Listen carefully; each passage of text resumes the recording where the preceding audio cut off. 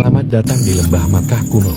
Di tempat ini sekarang berdiri masjid suci bernama Masjid Al-Haram, dikunjungi oleh jutaan jemaah haji setiap tahunnya. Siapa sangka, dulu hanyalah gurun tandus.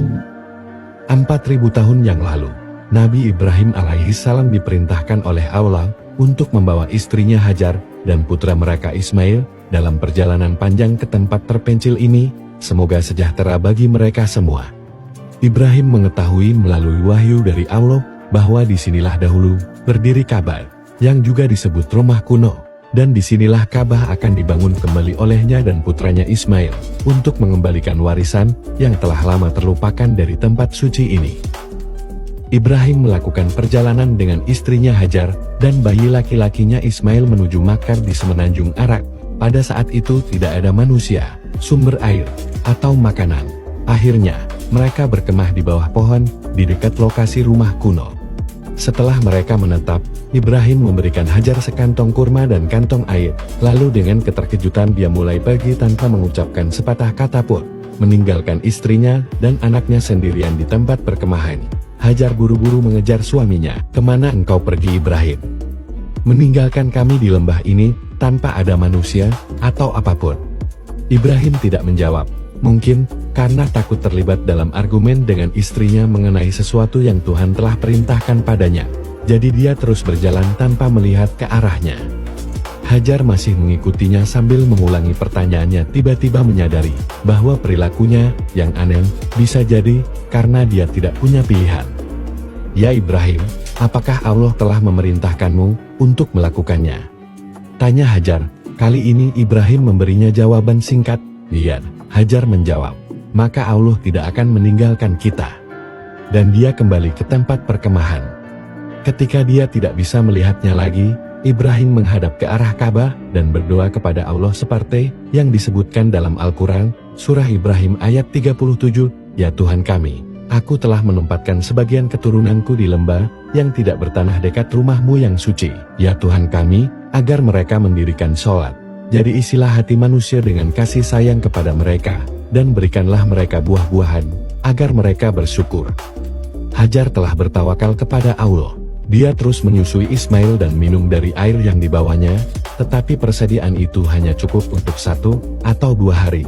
Ketika air akhirnya habis digunakan, dia tidak memiliki lagi susu untuk memberi makan Ismail dan keduanya mulai merasakan haus yang luar biasa. Meskipun dia tahu bahwa Allah bersama mereka, dia tidak bisa hanya tinggal di sana dan menunggu keajaiban terjadi. Akhirnya dia memutuskan untuk mencari orang atau sumber air di sekitar daerah itu, seperti yang disebutkan dalam sebuah cerita oleh Ibnu Abbas. Hajar berkata di dalam hatinya, "Aku harus pergi dan mencari sehingga aku bisa melihat seseorang." Untuk memudahkan pencariannya, dia meninggalkan anaknya di tempat perkemahan dan naik ke sebuah bukit terdekat yang dikenal sebagai Al-Safar. Dari tempat yang lebih tinggi ini, dia berharap bisa melihat seseorang atau sesuatu yang mungkin bisa menyelamatkan mereka. Tapi tidak ada. Dia turun ke lembah dan berlari hingga dia mencapai bukit lain yang disebut Al-Marwah, yang akan memungkinkannya untuk melihat dengan baik bagian utara lembah. Tetapi lagi-lagi dia tidak bisa melihat sesuatu yang bisa membantunya. Kemudian, dia berkata dalam hatinya, "Sebaiknya aku pergi dan memeriksa anak itu." Ketika dia tiba, dia menemukan bayi itu melemah dan hampir tidak bernapas. Dia tidak tahan melihatnya menderita. Jadi dia berkata dalam hatinya, "Aku akan pergi lagi dan mencari. Mungkin aku akan menemukan seseorang kali ini." Hajar berpendapat bahwa peluang terbaiknya untuk menemukan seseorang adalah dengan terus naik ke puncak kedua bukit. Selama 7 kali, dia terus berjalan bergegas di atas jalur yang berbatu sepanjang 450 meter antara Bukit Safa Marwah. Untuk memperingati ketekunannya dan kepercayaannya kepada Allah, ini kemudian menjadi sumber tradisi sa'i, ritual berjalan antara bukit-bukit tersebut selama haji. Ketika Hajar mencapai Al-Marwah untuk kali terakhir, dia mendengar suara bisikan dan mendengarkan dengan penuh perhatian. Dia mendengar suara itu lagi dan berkata, "Hai siapapun engkau, engkau telah membuatku mendengar suaramu. Apakah engkau punya sesuatu untuk membantuku?" Atas izin Allah, tiba-tiba malaikat Jibril muncul di tempat perkemahan mereka dan menghantam tanah dengan tumitnya yang kuat. Hajar berlari kembali ke anaknya, dan dengan keterkejutan, dia melihat air keluar dari tanah. Dia segera mengumpulkan beberapa batu, dan mulai membangun sebuah bak di sekitar sumber, untuk menampung air. Dikatakan bahwa dia mengulangi kata-kata Zam-Zam, yang secara bahasa diartikan akan dikumpulkan. Dia minum dari air itu, dan memberi minum Ismail darinya, sampai haus mereka terpuaskan. Malaikat berkata padanya, "Jangan takut dilupakan, karena inilah tempat di mana rumah Allah akan dibangun oleh anak lelaki ini, dan ayahnya. Dan Allah tidak pernah mengabaikan umatnya." Hajar dan Ismail diselamatkan oleh munculnya sumur Zam-Zam yang ajaib. Tidak lama setelah itu, burung-burung mulai terbang di atas sumber air baru.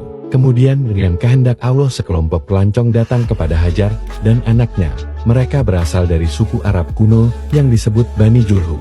Mereka biasanya melewati lembah ini, tetapi dengan keterkejutan, mereka melihat burung-burung terbang di atasnya. Mereka menemukan wanita dan bayi di dekat sumber air yang bening, sesuai dengan adat pada waktu itu. Hajar adalah pemilik sumber tersebut. Mereka meminta izin untuk mendirikan perkemahan dan minum dari air, dan sebagai balasannya mereka akan melindungi dan menyediakan kebutuhan untuknya dan Ismail. Hajar setuju dan dia mengangkat tangannya untuk memuji Allah Subhanahu wa Ta'ala.